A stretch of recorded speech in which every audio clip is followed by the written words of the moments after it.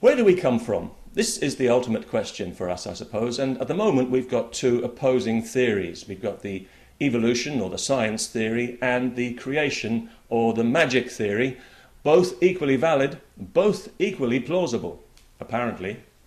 And to emphasize this, they've now built a creation museum where all the myths of the Bible can finally come to life a lot more fully than they ever did in the past for $20 a head.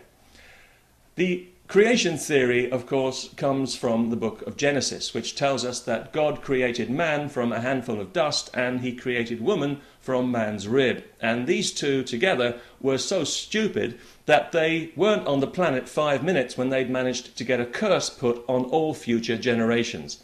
Nice work.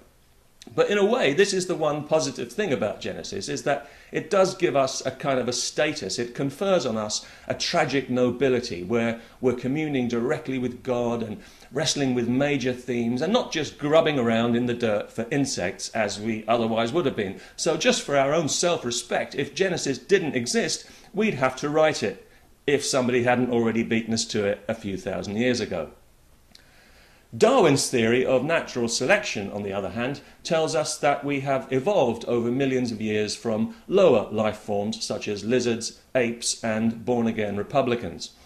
And many Christians would like to see both of these theories taught in schools so that kids can get both sides of the argument. But what I don't understand is why there are only two sides to this argument. Why only two theories? Because this is a very important question. So surely we need all the theories we can get, especially as the two that we've got are so mutually exclusive.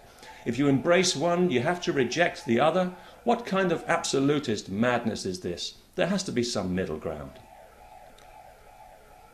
My cab must be early. Okay, here's a question. If you crossed a pig with a monkey, what would you get? I'll give you a clue. Look in the mirror. Now, I'm not trying to be insulting, but it's true, isn't it? We know that genetically we are very close to monkeys, but we're also very close to pigs, which is great news if you're looking for an organ transplant.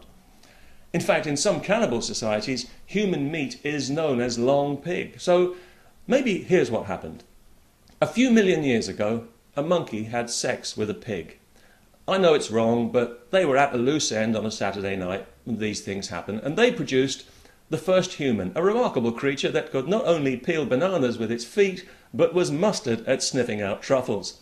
And from this, we evolved into the articulate, dexterous pig monkeys we are today. Still not convinced? Okay, let's call the monkey Adam, and the pig, oh, I don't know, you think of something.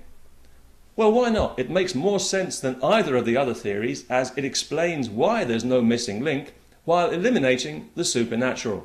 So I'd like to see it taught in schools. Let's give the kids all the available theories and let them decide. We are the pig monkeys of planet Earth. This is my theory. And since I don't have a shred of evidence to support it, well, naturally I believe it all the more passionately. Peace.